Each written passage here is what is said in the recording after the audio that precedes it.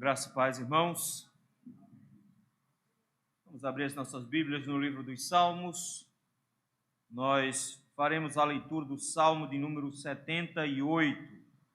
Nós iniciamos no mês passado o estudo desse Salmo, vendo advertências para uma vida. Hoje veremos a incredulidade de uma vida. Salmo de número 78. Nós faremos a leitura de todo o Salmo. Nós vamos nos deter do versículo de número 9 ao versículo de número 64 hoje. Esse é um dos maiores salmos da Bíblia, ficando somente atrás do Salmo 119. Mas como ninguém tem compromisso hoje à noite mais, então ninguém está preocupado em ir para casa, ninguém deixou o menino chorando, nem comida no fogo, então a gente fica nele hoje até chegarmos no versículo 64. Salmo de número 78. Nos diz assim a palavra do Senhor. Salmo didático de Asaf. Escutai, povo meu, a minha lei, prestai ouvidos às palavras da minha boca.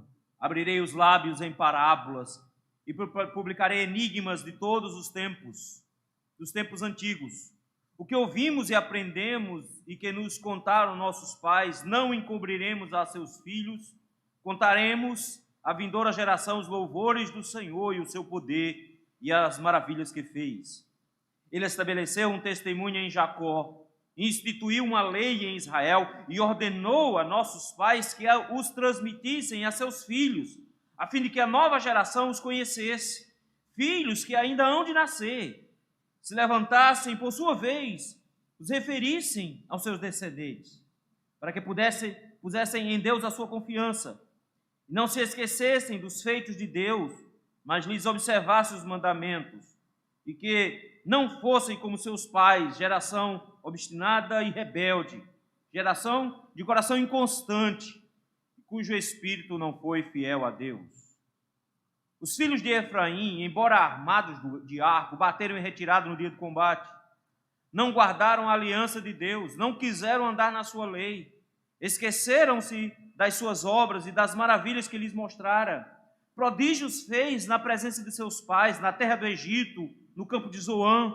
Dividiu o mar e fez-los seguir, aprumou as águas como num dique.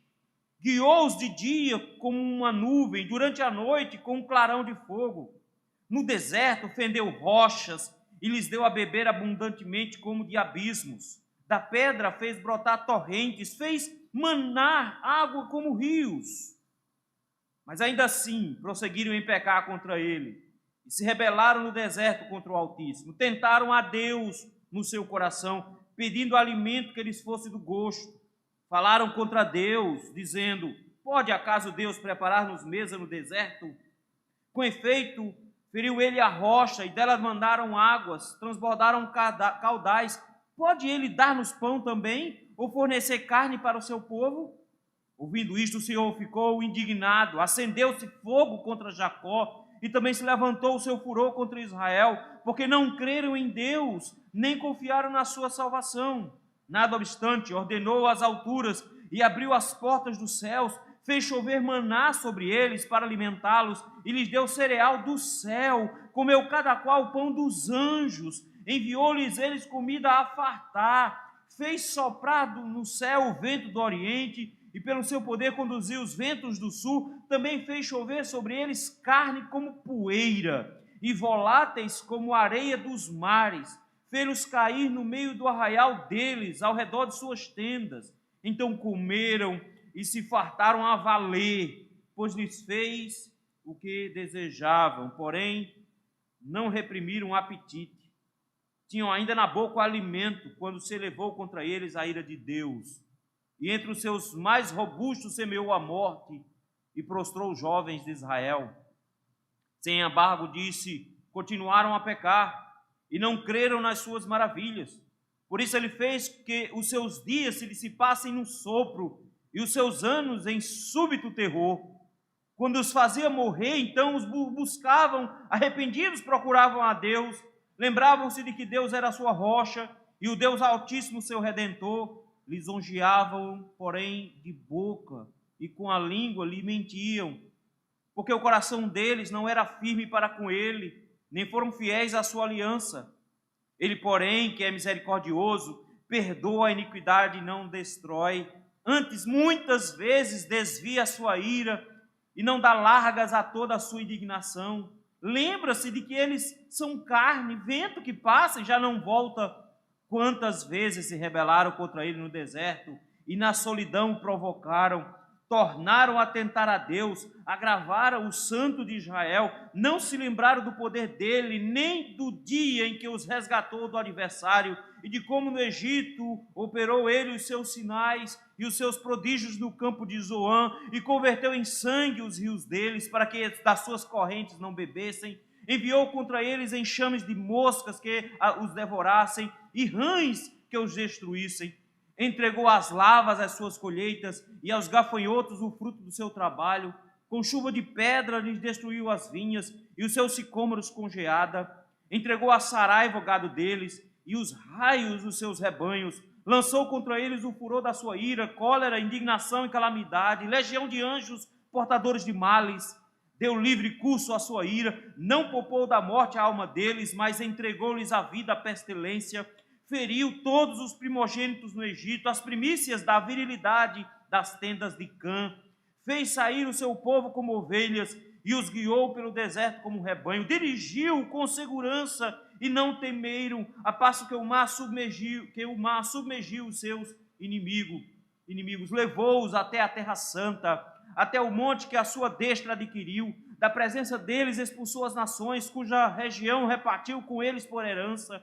E das suas tendas fez habitar as tribos de Israel. Ainda assim, tentaram ao Deus Altíssimo, e a ele resistiram, e não lhe guardaram os testemunhos. Tornaram atrás e se portaram aleivosamente como seus pais.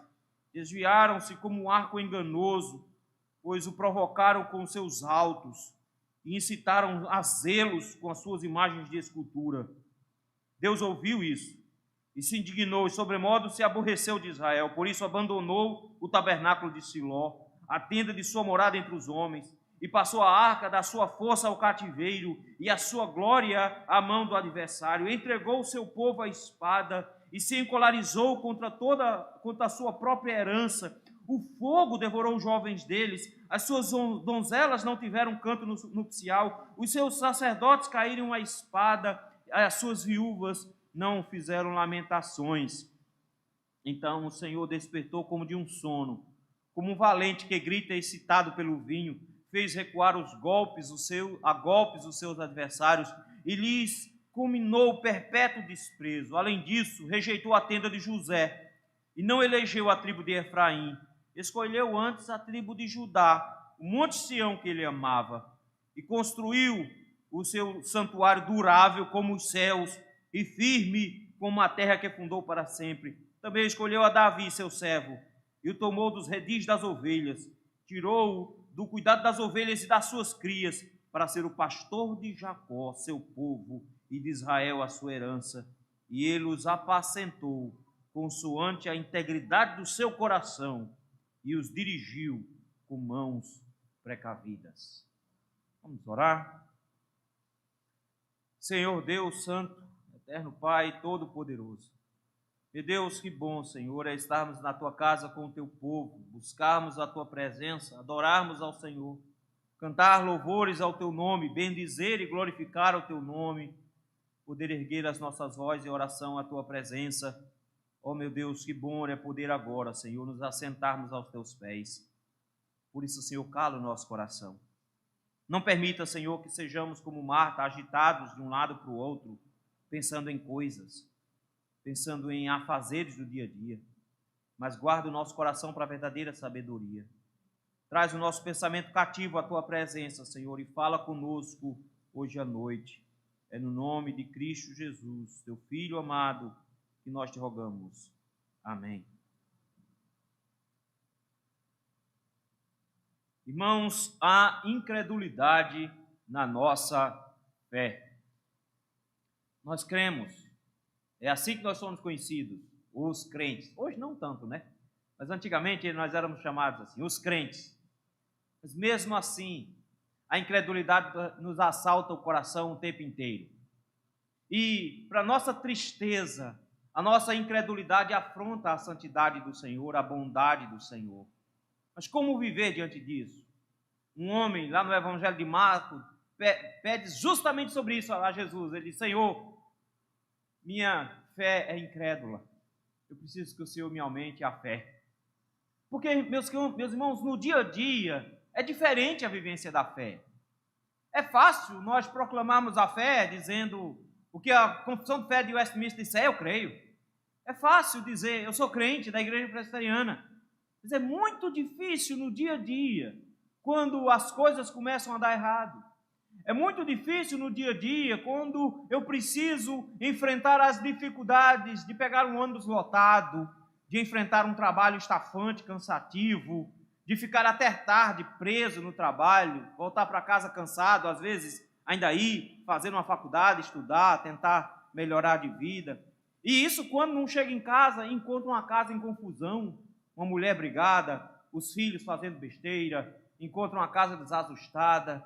Como é difícil manter a fé e não perder a fé, manter-se crédulo no Senhor quando o dia fica difícil, quando o dia é ruim.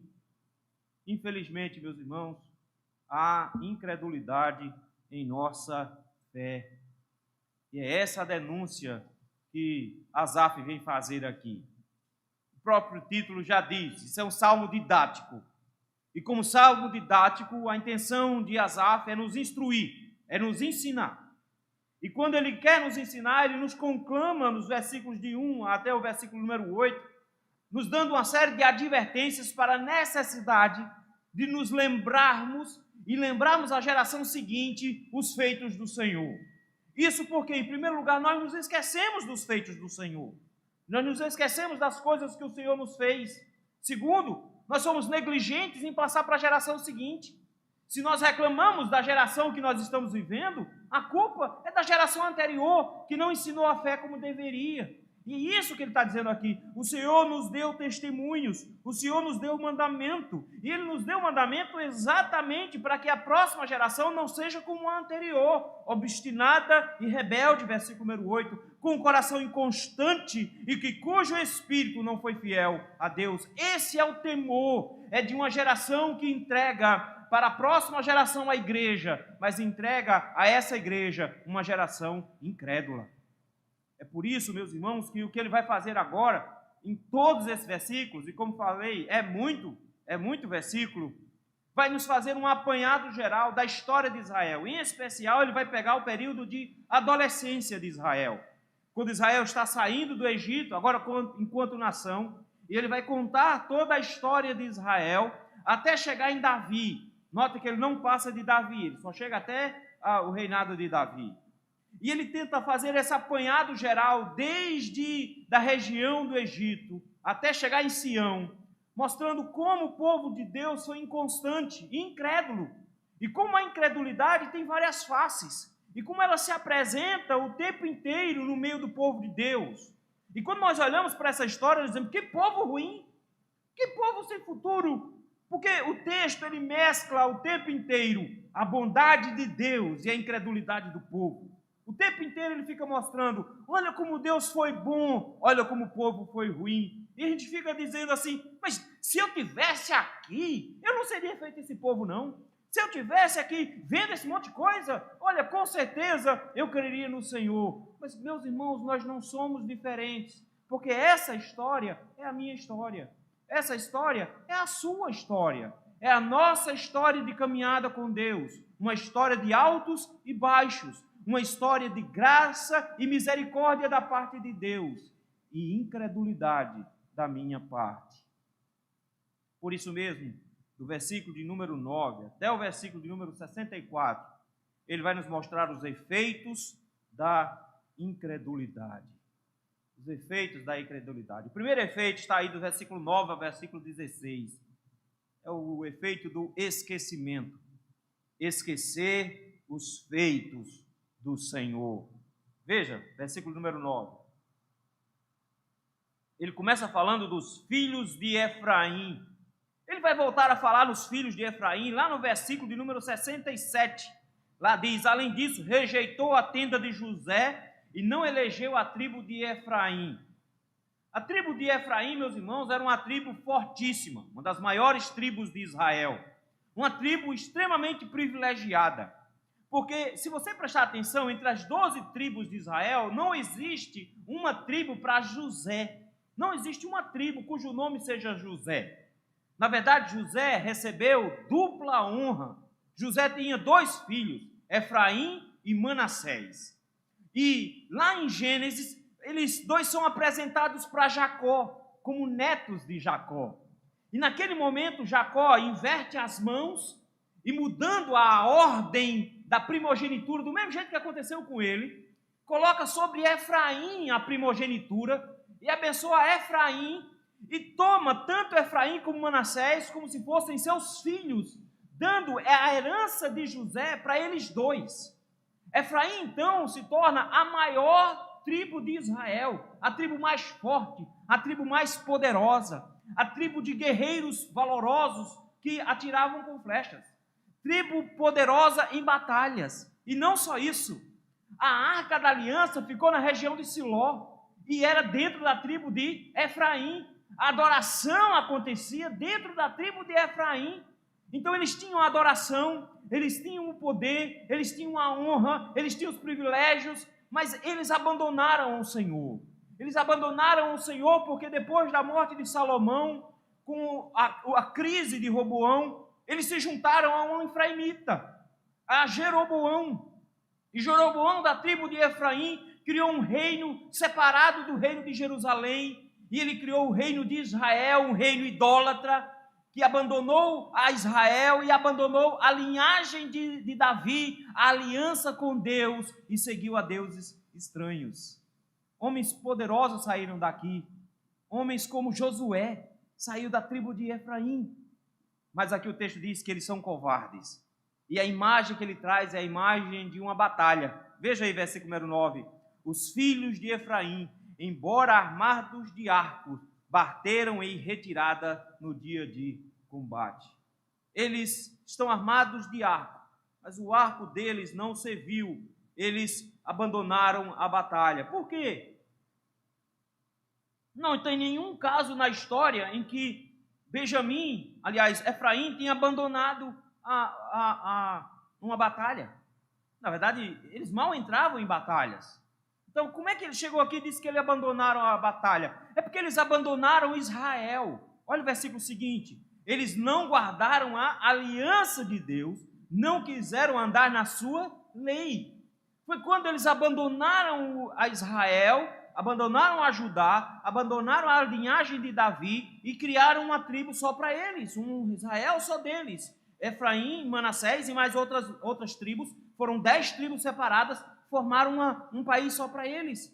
Eles abandonaram o Senhor, eles não andaram segundo a lei do Senhor. E o que aconteceu com eles? Eles esqueceram, versículo número 11, esqueceram das suas obras e das maravilhas que lhes mostraram. Ele toma Efraim aqui, meus irmãos, para ilustrar Israel inteiro em sua apostasia. Porque Efraim vai ser justamente símbolo de apostasia. Então, quando ele traz aqui a tribo, ele toma a tribo como um representante de todo Israel. Ele diz: Israel inteiro se desviou. Israel inteiro abandonou o Senhor. E por que eles abandonaram o Senhor? Eles abandonaram a aliança. Eles não guardaram a lei do Senhor para andar nela. Eles se esqueceram das obras do Senhor e das maravilhas que o Senhor lhes mostrara. Vejam o perigo que é, meus irmãos, quando a incredulidade toma o coração do povo de Deus. Eles esquecem o que o Senhor fez por eles. E o que o Senhor fez? Versículo de número 12 em diante. Ele vai fazer um apanhado da saída do povo do Egito. Ele vai trazer de volta esse assunto novamente. Quando nós chegarmos lá, a partir do versículo de número 39, ele vai trazer esse assunto à tona de novo. Mas aqui ele quer lembrar ao povo do que Deus tinha feito por eles. Olha as expressões que ele usa, versículo número 12. Prodígios fez na presença dos seus pais. O Senhor fez coisas extraordinárias. O Senhor tinha feito milagres extraordinários. Lá na terra de Zoan, no campo de Zoan, na terra do Egito, o Senhor tinha feito milagres. Que tipo de milagres? Versículo 17. Dividiu o mar.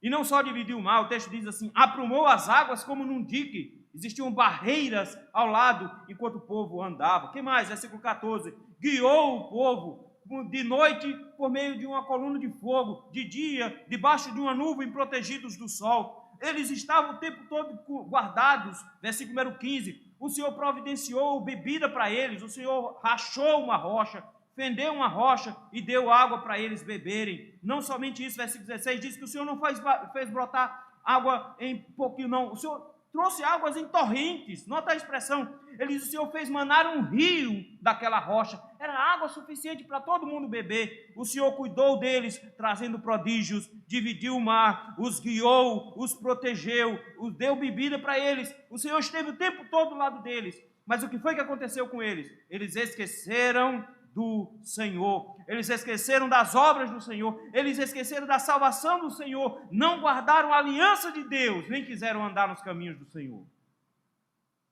Que perigo, meus irmãos, nós corremos quando nós nos esquecemos do que o Senhor fez por nós.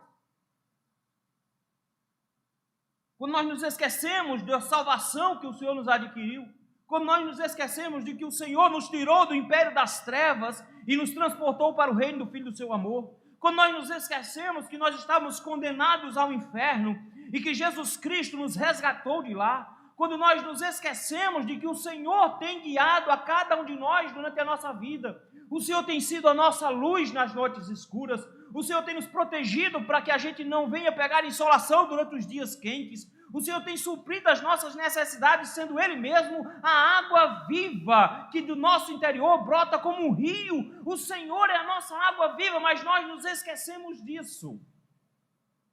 Como é que nós somos capazes de nos esquecer disso? É porque nós temos memória fraca? Não, é porque o nosso coração nos leva a não guardar a aliança do Senhor.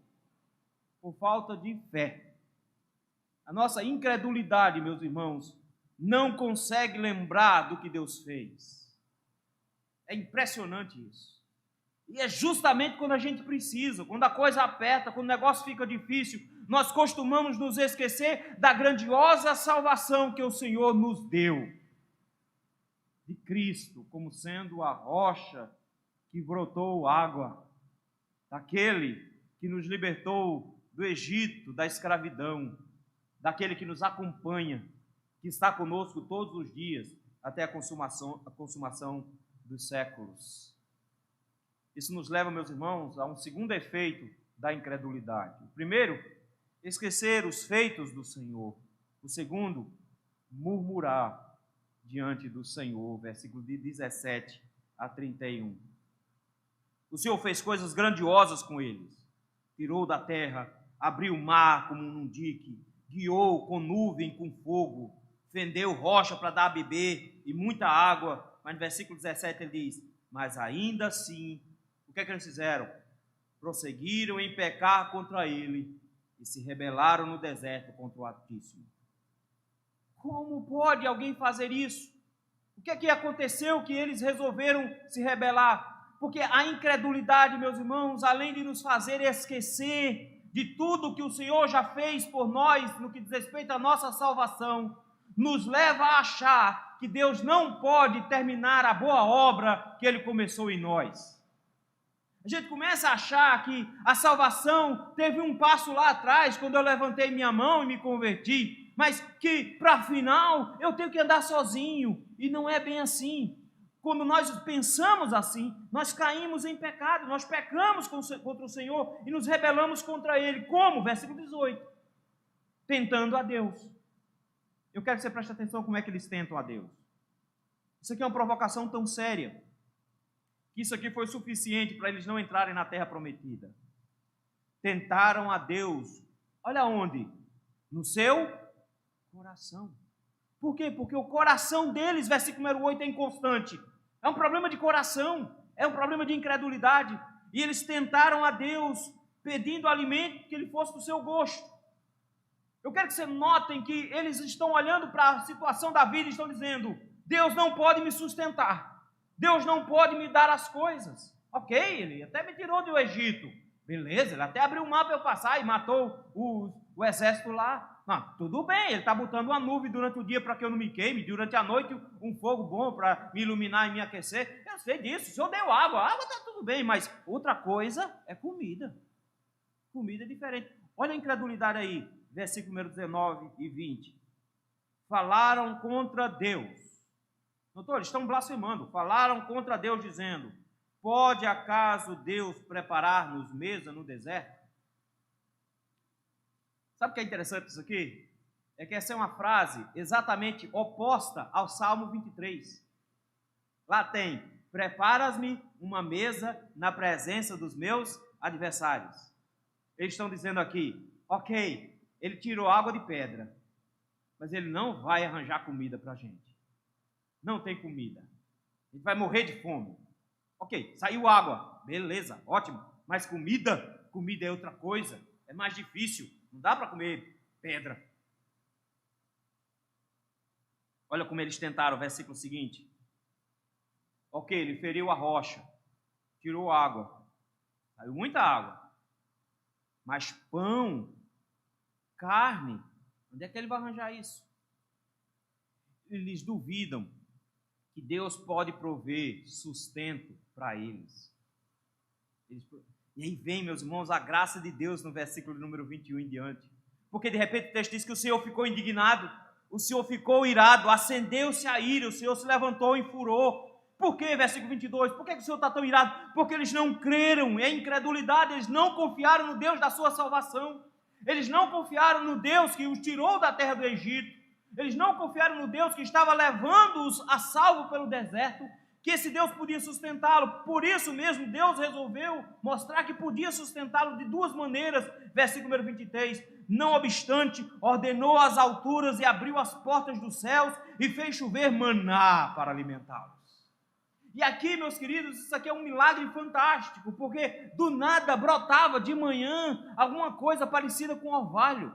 Era como se tivesse caído orvalho durante a noite com algum sal, e durante o dia esse sal cristalizava em cima das coisas, e eles formavam uma espécie de pó, de poeira. Eles iam lá, recolhiam esse negócio, e dizem que tinha gosto de mel, era doce também. Dava para fazer um bocado de comida com esse negócio, fazia-se bolo, fazia pão, fazia um bocado de outras coisas com essa massa. Vejam que coisa, eles agora têm água, eles agora têm pão. O Senhor diz assim, olha as expressões que ele usa: fez chover maná sobre eles e lhe deu cereal do céu. Não, eles não comeram qualquer comida, porque Deus simplesmente podia fazer nascer uma plantação de trigo no meio do deserto assim, ó. Mas ele não quis. Ele não quis fazer chover de uma hora para outra e transformar o deserto num oásis. Ele não quis fazer assim. Ele quis mandar cereal direto do céu. Olha a expressão seguinte. Versículo número 25. Sabe por que eles comeram? Olha aí o que o texto diz. Cada qual comeu o quê? O pão dos anjos. Jesus vai dizer: eu sou o pão vivo que desceu do céu. Ele é a verdadeira comida, ele é a verdadeira bebida. Ele disse: esse é o meu corpo que é dado por vós, tomai e comei dele todos, disse Jesus. Jesus é o pão da vida, e Deus deu o pão da vida, o pão do céu para esses homens. No entanto, meus irmãos, o que é que eles fazem? Eles reclamam, eles murmuram, porque eles não creem no Senhor, e eles não acham que isso é suficiente. Afinal de contas, eles chamam o pão que o Senhor deu para eles se fartarem de pão vil. Nós não queremos esse pão vil. A gente queria tempero. Porque o que a gente está comendo no café da manhã? Maná. E no almoço? Maná de novo. E na janta? O resto do almoço? Maná. Ninguém aguenta mais. Queria uma cebolinha, negócio para botar por cima. E quem sabe aqui um sal e brasa também, para a gente comer alguma coisinha de carne, né? Que ninguém é de ferro. Os irmãos, eles reclamam diante da providência de Deus, do pão vivo que desce do céu. Eles reclamam porque eles querem carne. E aí o texto nos diz que o Senhor fez soprar um vento do oriente, vento do sul, e fez chover carne como poeira. Você tem noção de quantidade de animais que veio aqui? Veio carne como se fosse areia no mar. E fez cair carne, não foi por longe para eles ir buscar, não. Fez cair ao redor de suas tenda na porta, se acordar de manhã, tem um bocado de passarinho lá para se recolher. Eles não trabalharam por 38 anos. Acordar de manhã era só juntar o maná e juntar as codornizes. Que coisa boa. Mas você pensou assim, então eles agora estão satisfeitos, né? Eles agora não vão reclamar mais não, porque eles queriam comida, o Senhor deu. Eles queriam água, o Senhor deu. Senhor, a gente quer uma comida diferente, a gente quer comer carne, o Senhor deu. Então não tem mais do que reclamar, tem? Não, meu irmão. Meu avô dizia, a medida do ter nunca enche. Por isso mesmo o texto diz assim, versículo número 29. Olha as expressões. Então comeram e se fartaram a valer. Ou seja, eles tiraram a barriga da miséria. Comeram até sair pelo nariz. Comeram até não aguentar mais. Pois lhes fez o que desejavam. Vejam que coisa terrível Deus fez. Deus fez o que eles desejavam. Deus deu o que eles queriam. Carne até não aguentar mais. E você pensa assim, agora que eles estão de barriga cheia, está tranquilo. Tá não, versículo 30. Porém não reprimiram o apetite. Eles não se encheram. Você não está entendendo? Não é uma falta de bens, não é falta de coisas. Você não tem falta de coisas, você tem falta de Deus, isso é incredulidade. É por isso que você murmura. Ele deu carne com abundância tal que eles não conseguiam colocar na barriga, mas mesmo assim, eles não ficaram saciados, não lhes reprimiu o apetite, e eles ainda estavam mastigando carne, quando a ira do Senhor se levantou contra eles, no versículo número 31. E o Senhor fez com que jovens robustos morressem, o Senhor fez com que a morte chegasse e jovens se prostraram diante dessa morte. Isso por quê? Porque eles continuaram a pecar, versículo número 2. E olha como é que termina o versículo 32. E não creram nas suas maravilhas. Eles não creram. O Senhor viu a incredulidade deles e os destruiu, mesmo quando eles estavam ainda com a comida na boca. Queridos, o Senhor nos tirou do inferno, o Senhor nos garantiu salvação, o Senhor nos salvou, mas nós esquecemos disso. E quando nós esquecemos disso, nós esquecemos que o Senhor provê todas as nossas necessidades, que Cristo é aquele que nos satisfaz, que Cristo é a única coisa que existe que pode nos alimentar de verdade, que pode suprir os nossos apetites, encher e fartar a nossa alma, mas não, nós reclamamos porque nós queremos coisas, e a medida do ter nunca enche, e quanto mais o Senhor te der, mais você vai reclamar, porque não é uma questão de quanto você possui, é de quanta fé você não possui. O que você tem mesmo é muita incredulidade. Isso nos leva, meus irmãos, a um terceiro efeito da incredulidade. O primeiro, esquecer os feitos do Senhor. O segundo, murmurar diante do Senhor. O terceiro, fingimento para com o Senhor. Versículo de número 32 diz que eles pecaram, continuaram a pecar, não creram nas maravilhas do Senhor. Por isso mesmo o Senhor diminuiu a vida deles. Eles estiveram diante de Cades Barneia para entrar na terra prometida e acharam que não davam conta, que Deus não ia poder vencer aquelas nações. Voltaram. 38 anos andando para trás. Por 38 anos, ao invés deles chegarem mais perto da terra, eles ficaram mais longe ainda, voltando em direção ao deserto. Caminharam o tempo inteiro perdidos. O texto nos diz que o Senhor fez isso para que todos morressem. Toda aquela geração haveria de morrer. Todos eles haveriam de perecer no deserto.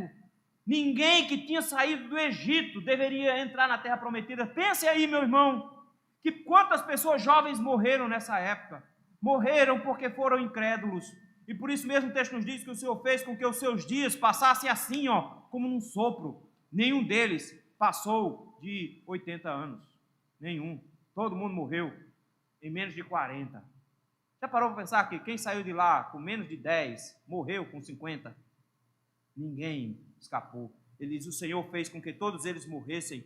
De súbito terror, os seus anos foram tomados. E o Senhor fazia morrer. Mas olha só, versículo 34, o que eles faziam? Quando a coisa apertava, Quando o Senhor começava a castigá-los, o Senhor mandou cobras para mordê-los, porque eles estavam murmurando. Aí, quando o negócio aperta, o que eles fazem? Quando os fazia morrer, então o que eles faziam? Buscavam o Senhor. Quando a coisa apertava, aí eles buscavam ao Senhor, e o texto diz assim, arrependidos procuravam a Deus. Agora eles se lembram, versículo de número 35, eles agora se lembravam de que Deus era a sua rocha. Deus é a nossa rocha de onde saiu água. O Deus Altíssimo é o nosso Redentor, foi Ele que nos tirou do Egito. Eles só se lembram que o Senhor os salvou e que o Senhor proveu a eles quando a coisa aperta. Estão vendo aí? Nem parece com a igreja de hoje, né? A gente não faz assim, não. A gente se lembra do Senhor o tempo inteiro, não é? Não.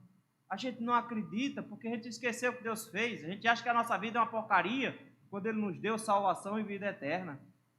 A gente acha que Ele não vai nos sustentar até o dia final, porque Ele, afinal de contas, não é um pão tão sustento assim. Ele não vai dar esse sustento todo. É sustento, não é substância. Olha só, eles se lembravam que Deus era o seu Altíssimo, o seu Deus Altíssimo, era o Redentor deles. Ele nos salvou, Ele nos salvou, Ele foi a nossa rocha de onde tirou água. A gente está arrependido, vamos pedir perdão a Deus. Versículo número 36, vamos fazer um culto de louvor ao Senhor. Lisonjeavam-no, louvaram a Deus. Senhor, bendito seja o teu nome, que músicas bonitas de louvor. Mas notem aí, versículo 36, eles lisonjeavam, porém, somente com a boca. Da boca para fora. É assim que eles faziam, da boca para fora. Uma lisonja simplesmente externa. Por isso mesmo o texto diz assim, sabe por que era só da boca para fora? Versículo número 37. Versículo 36 diz que eles estavam mentindo. Mas por que eles estavam mentindo? Porque o coração deles não era firme para com Deus. Não tem firmeza nenhuma, eles são incrédulos. Eles têm incredulidade no coração. Eles buscam a Deus quando a coisa aperta. Quando o negócio fica difícil, aí eles buscam a Deus, aí eles se lembram que Deus já salvou, aí eles se lembram que Deus pode fazer alguma coisa, aí buscam a Deus. Mas enquanto eles buscam a Deus, versículo 37 diz que eles não foram fiéis à sua aliança. Não foram fiéis à sua aliança. Continuam em pecado, continuam fazendo as mesmas coisas, mas estão em aperto e com medo de morrer, clamam a Deus e louvam ao Senhor. Aí vai para a igreja todo dia, se tiver culto todo dia ele vai, não perde reunião de oração de SAF, se tiver reunião de departamento infantil para orar ele vai. Porque eu louvo a Deus, eu quero pedir ao Senhor, não é? Vigília de oração, hora nona, aquele negócio tudinho, vai para tudo. Da boca para fora. Porque só quer os bens do Senhor. Mas sabe o que é bonito nisso, meu irmão? Olha como Deus é. Versículo 38. Que povo fingido, né? Falso feito nota de R$3. Povo falso, fingido. Mas Deus, Ele é misericordioso. Perdoa a iniquidade e não destrói. O povo é falso, mas Deus é verdadeiro. O povo é falso, mas Deus é verdadeiro. Ele não os destrói, Ele perdoa e desvia a sua ira muitas vezes e não dá largar a sua indignação. Ele não dá conta para que a sua ira se alaste. Pelo contrário, versículo 39, ele olha para eles e diz: bichinhos são carne, eles são pó, passa rápido demais, eles morrem. Ele não nos trata segundo os nossos pecados. Em Mateus capítulo 15, versículos 8 e 9, Jesus diz exatamente as mesmas palavras de Isaías 29, 13. Esse povo me honra com lábios, disse o Senhor, mas o seu coração está longe de mim. A incredulidade, meus irmãos, nos faz recorrer a Deus só na hora do aperto. A incredulidade nos faz recorrer a Deus somente quando Ele é necessário. E aí a gente vai feito um fingido, um falso, que leva uma vida torta, longe do Senhor, que vive uma vida em pecado, transgredindo a aliança do Senhor, baseado na misericórdia de Deus, que é grande demais, pedir a Deus misericórdia, quando na verdade estão somente da boca para fora. A incredulidade nos leva a sermos fingidos, a sermos falsos, a falsearmos uma piedade, uma misericórdia em Deus que Ele não possuirá para sempre. E nós fazemos a mesma coisa com Jesus. Porque Jesus reclama do mesmo problema. Ele diz: vocês só me procuram quando vocês estão no aperto. Isso é sinal de que vocês são incrédulos. Quarto e último efeito da incredulidade. Primeiro, esquecer os feitos do Senhor. O segundo, murmurar diante do Senhor. O terceiro, fingimento para com o Senhor. O último, ingratidão em relação ao Senhor. Versículo número 40. Eles são esquecidos, lembram? Como eles são esquecidos, eles não conseguem ser gratos.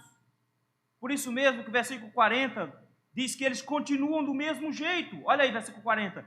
Quantas vezes se rebelaram contra ele no deserto? O Senhor perdeu a conta. E na solidão o provocaram.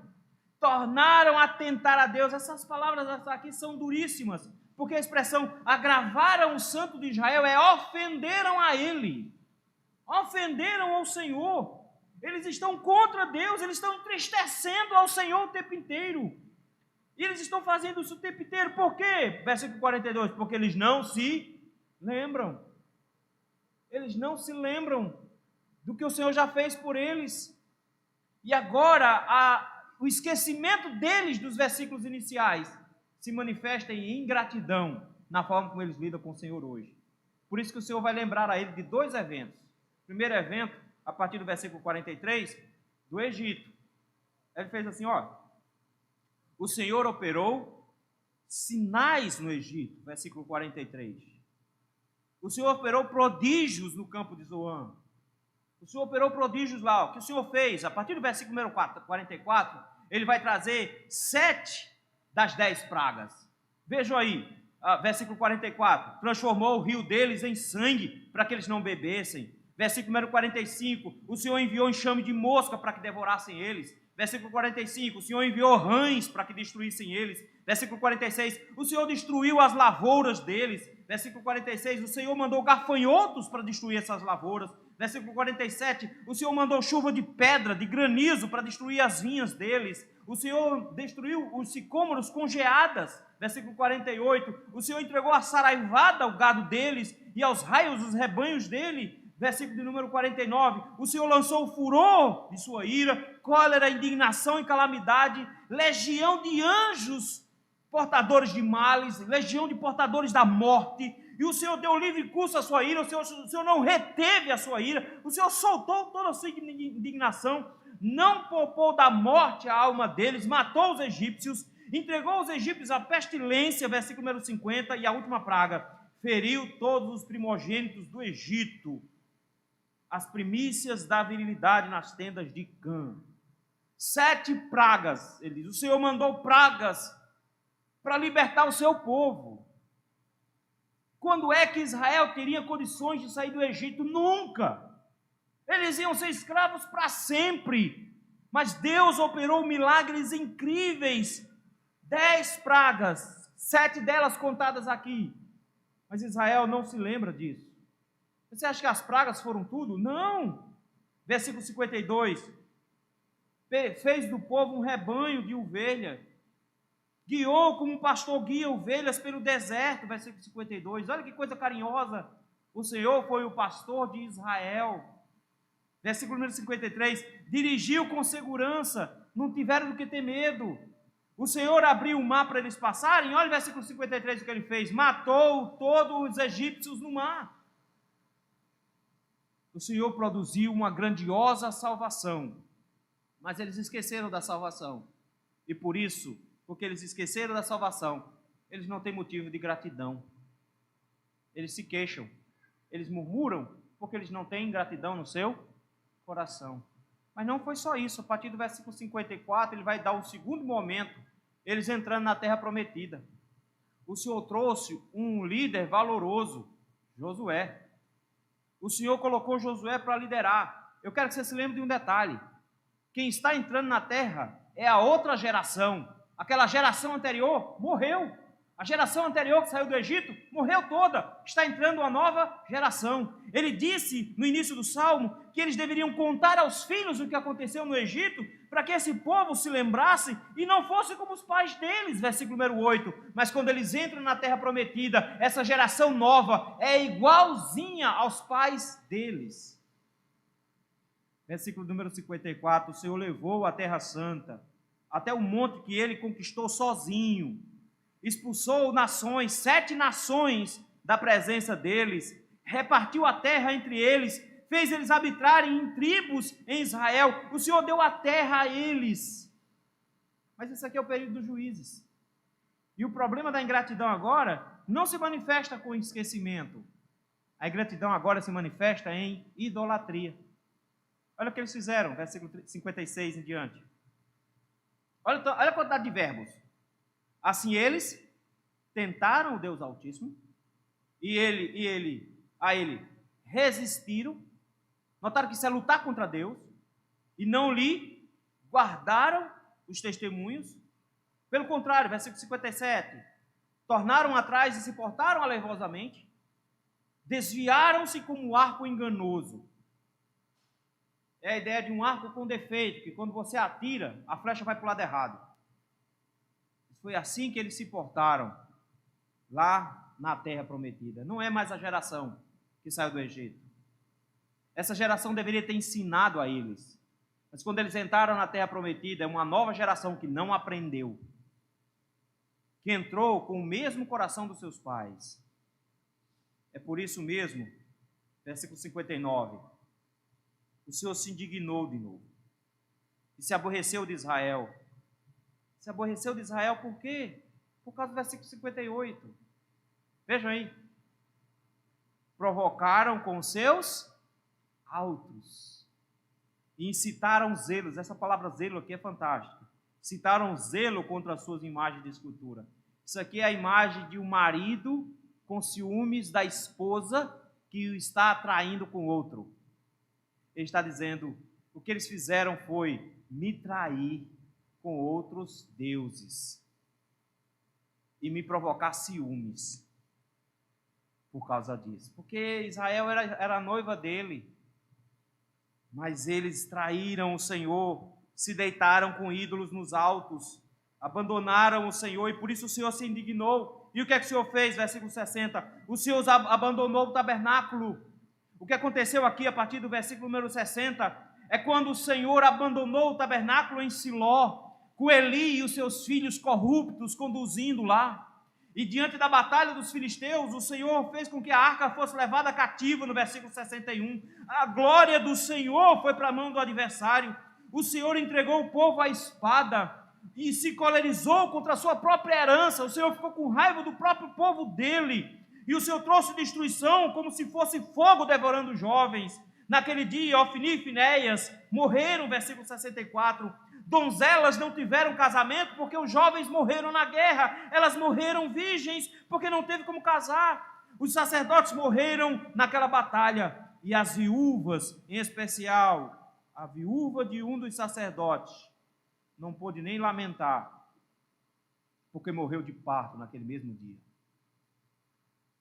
O Senhor trouxe juízo sobre eles, porque eles foram ingratos e abraçaram ídolos ao invés do Senhor. Ah, meu querido, quantas vezes a ingratidão bate o coração do crente por causa da sua incredulidade? De que adianta eu ir para o céu se eu vou para o céu solteira? Que coisa horrível, que eu aproveito a vida sem alguém para amar? De que vale a vida sem você? Não é assim que cantam? Não é? Ah, Senhor, eu sei que o Senhor me salvou, mas eu vou ser pobre a vida toda. Senhor, vai ser a vida todinha assim, comendo esse miojo com queijo. Ai, Jesus, que tristeza. Não pode ser uma vida dessa. Quem aguenta uma vida dessa? Ó vida, ó azar. Quem me dera morrer, porque a plantinha que cobria a minha cabeça morreu. Nós somos assim. Nós nos esquecemos de que o Senhor nos salvou. Nós nos esquecemos que o Senhor comprou para nós os céus, que nós vamos morar na terra dele. com Ele. Mas de que vale tudo isso se você não está aqui?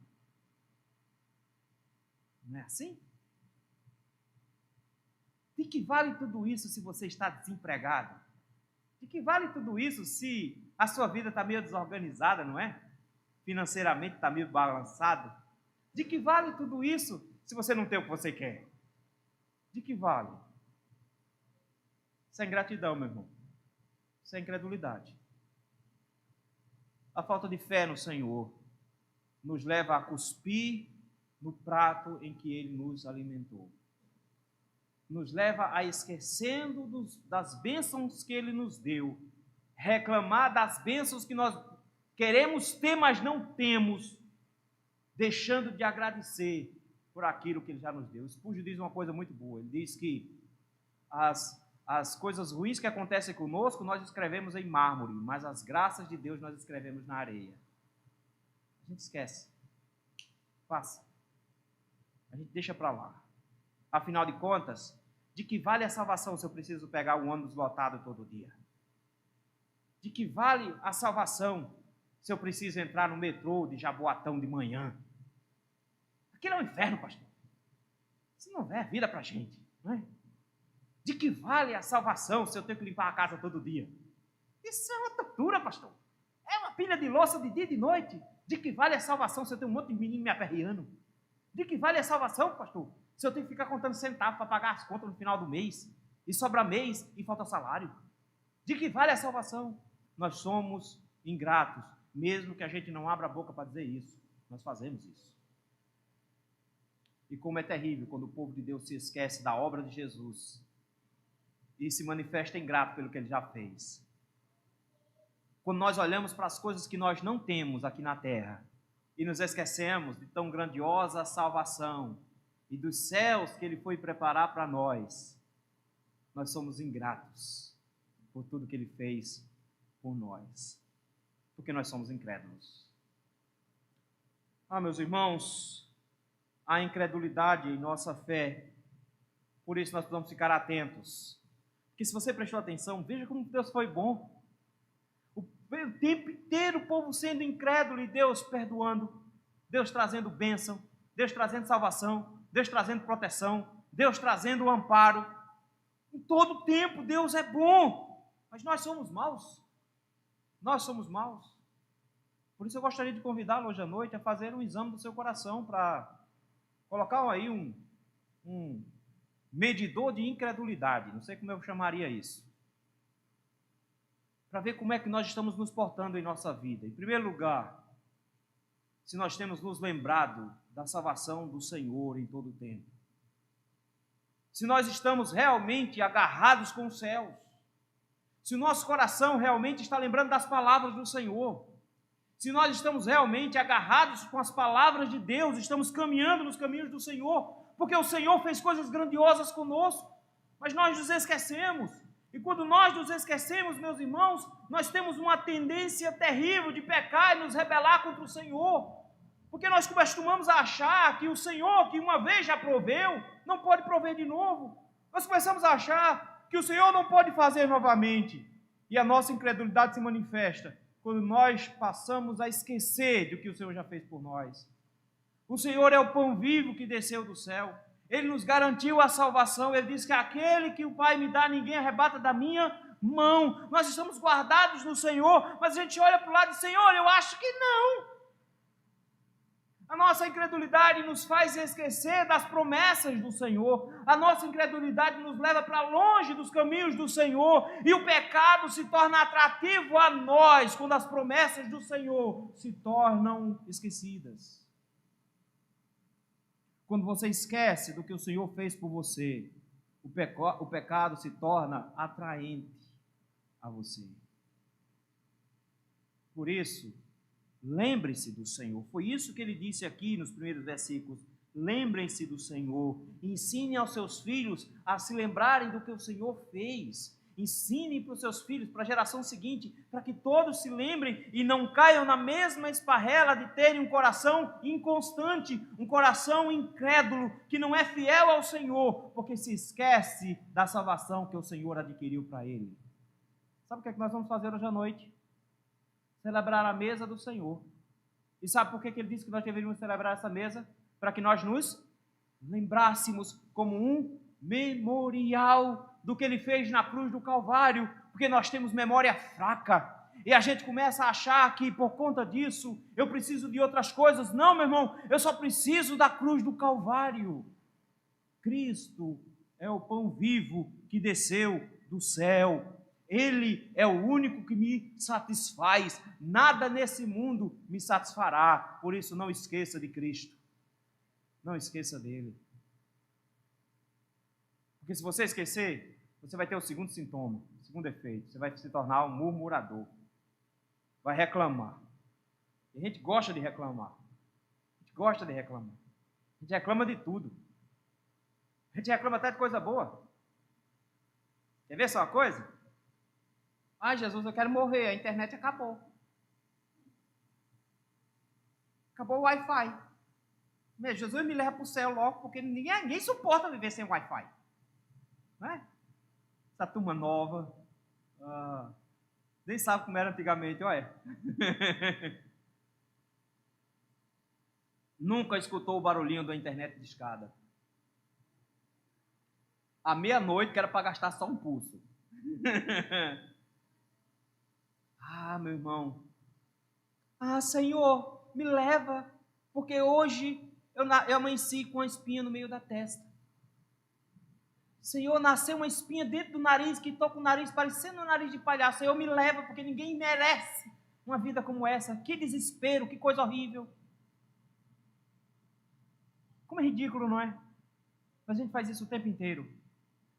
A gente faz isso o tempo inteiro, nós murmuramos, porque não importa quantas bênçãos o Senhor te der, se o seu coração não for crente e satisfeito nele, nada que você tenha será suficiente. Porque teve uma época que lá em casa a gente tinha uma TV a válvula. E sabe qual é o maior desespero de quem tem uma TV a válvula? É ligar a TV na hora do capítulo final da novela, ouvir que o capítulo já começou, mas ainda não apareceu as imagens. Lembra como era esse negócio? Você ligava e as válvulas precisavam aquecer. Aí dava um desespero, né? E era tudo preto e branco. Aí a gente comprava uma tela que vinha colorida, com as faixas azul, verde e amarela, colocava na frente para fingir que estava colorido. Era um negócio legal, era muito chique quem tinha essa telazinha na frente. Até que apareceu a primeira TV a cores, com seletor de botões. Ah, quem tinha um negócio desse era fantástico. A gente conseguia ver a cor da roupa das pessoas. Não era? Coisa linda, negócio fantástico. Aí veio as TVs maiores, mais cores, mais definição. Aí até que apareceu as TVs de tela plana. Quem não comprou lá na Copa de 98 uma TV de tela plana com 50 anos de garantia, e aí você descobria que era 50 anos ou 2.000 horas, que gastava em menos de um ano. Ah, você comprou a TV de tela plana, depois veio a TV de tela plana Slim, depois TV de LED, né? Aí depois 4K, Ultra HD, 4K, 59, 80 polegadas, alta definição, 4K com efeito tridimensional. Não se engane, sua TV vai estar obsoleta em pouco tempo. Porque você está sendo treinado todos os dias a ter sempre apetite por coisas novas. Os crentes precisam se satisfazer no Senhor para parar de reclamar. A gente reclama de tudo. A gente reclama de tudo que acontece na vida da gente. A gente reclama até das coisas boas que Deus dá. Quando, na verdade, nós deveríamos nos lembrar, meus irmãos, de que o Senhor foi bondoso demais conosco.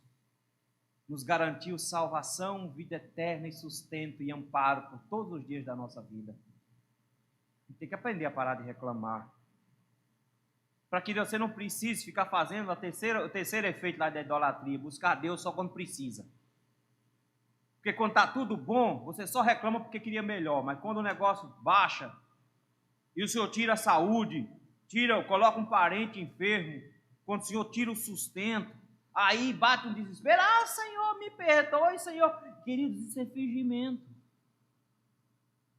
E o Senhor não se agrada de corações fingidos, mesmo que Ele tenha misericórdia e perdoe. Nós não podemos aprender a buscar o Senhor só quando a gente precisa, porque isso é uma fé vacilante, de um coração inseguro, inconstante. Precisamos buscar o Senhor em todo o tempo, inclusive durante os momentos bons. Não é para dizer, Senhor, eu estou vivendo um momento fantástico na minha vida, não deixa esse momento acabar não, segura, Senhor. Não, é do tipo, Senhor, que coisa boa que eu estou vivendo um momento bom na minha vida, mas não permita que isso me tire do Senhor. Meu tio tinha uma oração baseada no livro de Provérbios. Ele orava todos os dias na hora das refeições. Eu vi ele orando assim por anos. Ele dizia, Senhor, não me dê riqueza, para que eu não me esqueça do Senhor. Mas também não me dê pobreza, para que eu não venha a blasfemar contra o Senhor e envergonhar o teu nome. Que o Senhor me dê o necessário, para que eu consiga ter um coração firmado em Ti e não nas coisas. Para que eu não Te busque somente diante das minhas necessidades, mas que minha necessidade esteja patente diante de mim, de que eu preciso do Senhor. E por isso nunca quero estar de forma fingida diante do Senhor. E aí você vai entender o que é ter um coração grato. Que é lembrar de como o Senhor foi bondoso. E quando a coisa apertar e o Senhor te tirar tudo, Ele diz, Deus é bom. Porque mesmo que eu perca tudo, mesmo que a figueira não floresça, mesmo que não haja fruto na videira, mesmo que o produto da oliveira minta e não haja gados nos currais, ainda assim, meus irmãos, nós confiaremos no Senhor. E confiaremos porque o nosso coração será grato, porque nós não vamos para o inferno. Nosso coração será grato porque o Senhor tem guardado para nós uma cidade celestial não feita por mãos humanas, mas para a eternidade, e nós vamos morar com Ele. Nós temos motivos de gratidão. Ah, pastor, eu estou tão desanimado, não tem nem força para cantar. É porque você está com os pés aqui na terra. Você deveria estar com seu coração no céu. Porque a nossa gratidão não é pelo que a gente tem aqui ou deixa de ter aqui, porque aqui é tudo rápido e fácil de perder. Nossa gratidão é porque o Senhor nos salvou e nos garantiu vida eterna. Porque se nós não somos gratos, nós tornamos a nos esquecer do que o Senhor fez e caímos em idolatria, buscando coisas para nos satisfazer, quando deveríamos estar buscando o Senhor. Ah, meus irmãos, a incredulidade em nossa fé. E nós vimos que quando nós somos incrédulos, nós nos esquecemos dos feitos do Senhor. Nós murmuramos diante do Senhor. Nós fingimos para com o Senhor. Nós somos ingratos em relação ao Senhor.